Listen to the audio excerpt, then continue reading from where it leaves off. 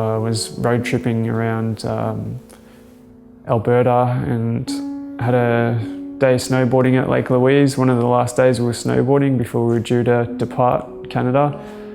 And yeah, I attempted a jump, nothing that I hadn't done before, nothing out of the ordinary, and yeah, something just went wrong and my feet went out from underneath me and landed on my neck.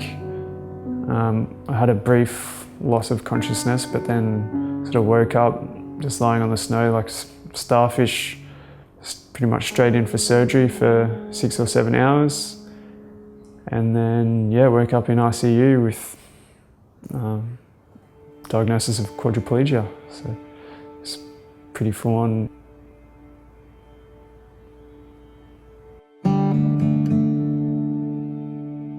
Having a spinal cord injury is obviously a significant change to anyone's life.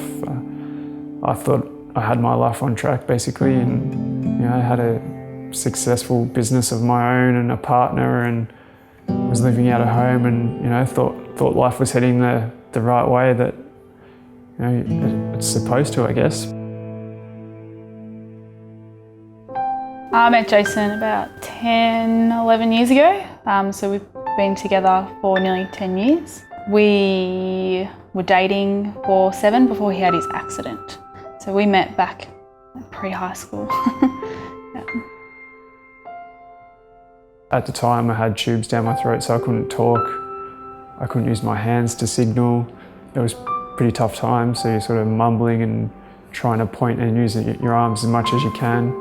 You go into shock and think that it'll get better.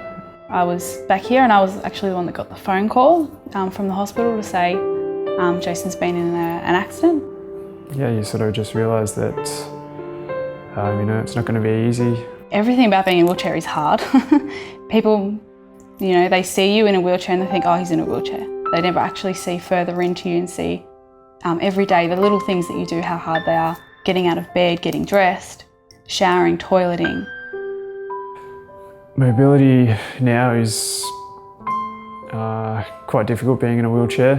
Getting in and out of the car, you don't just jump in the car now. You have to stop and get fuel, It takes a couple of minutes to get out of the car and try and get the thing off the Bowser and hold the handle on and get back in the car. There's lots of little challenges that you probably don't think about when you just see someone sitting in a wheelchair. Jason pretty much asked me if I was going to stay and if I wanted to still be his partner, and that was really hard. Of course, like I said, yes, straight away. But when you lie there at night and you think, how is this going to work? You know it's going to be hard. I guess all the dreams and plans you had, it kind of feels as though they get crushed. You have to replan your whole lives together and individually as well.